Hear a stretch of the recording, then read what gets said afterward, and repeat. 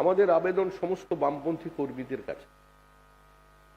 তারা যে কোনো ধরনের স্বপ্ন দেখতে পারেন, মতাদর্শগত ভিত্তিতে আমাদের সমালোচনা করতে পারেন, কিন্তু এই মুহূর্তে পশ্চিমবঙ্গের যে গভীর অসুখ, সেই অসুখ থেকে বাঁচানোর জন্য আপনারা এগিয়ে আসুন। মতাদর্শ আপনার হৃদয়ে রাখুন, পতাকা আপনার বাড়ির কোনো উঁচু জায়গায় তুলে রাখুন, কিন্তু এই নির্বাচনে স্লোগান একটাই, 2026-এর নির্বাচন, তৃণমূলের বিসর্জন। এই বিধানসভায় যাত্রা শেষে যে প্রধানমন্ত্রীর জনসভা, যার এখনো সঠিক তারিখ আমরা আপনাদের দিচ্ছি না, প্রধানমন্ত্রীর জনসভা দিয়ে যাত্রা শেষ হবে এবং সেখানে এই সভাকে চালানোর জন্য, আসার জন্য সবাই ব্রিগেড চলো বা পরিবর্তন করার লক্ষ্যে সেখানে ভিন্ন কর্মসূচি 44টা বিধানসভায় হবে।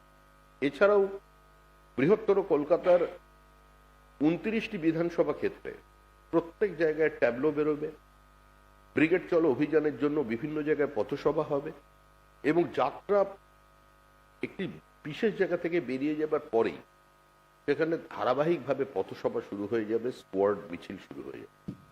সার্বিকভাবে আমাদের লক্ষ্য সমাজের সর্বস্তরের মানুষ, যে কোনো রাজনৈতিক মতাদর্শে বিশ্বাসী মানুষ আমাদের এই যাত্রায় অংশগ্রহণ করার, কারণ এটা পশ্চিমবঙ্গের অস্তিত্ব রক্ষার প্রশ্ন।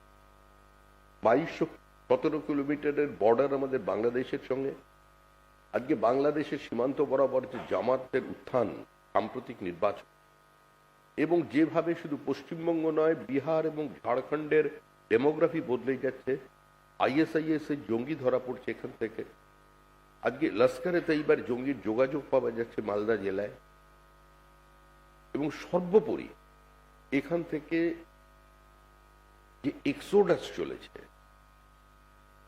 Exodus of merit, Exodus of capital, Exodus of labour, যেভাবে আজকে পশ্চিমবঙ্গ থেকে চলে, সেই সার্বিক আর্থসামাজিক ধ্বংসের হাত থেকে পশ্চিমবঙ্গকে বাঁচাতে আমরা আহ্বান করছি সমাজের সর্বস্তরের মানুষদের, এমনকি যারা তৃণমূল কংগ্রেসের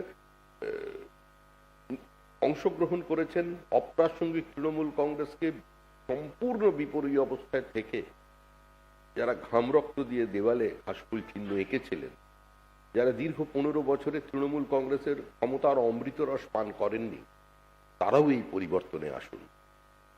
কংগ্রেস সামান্যভাবে অবশিষ্ট থাকলেও প্রত্যেক জাতীয়তাবাদী কর্মীর কাছে আমরা আবেদন জানাচ্ছি, আগে পশ্চিমবঙ্গকে বাঁচান।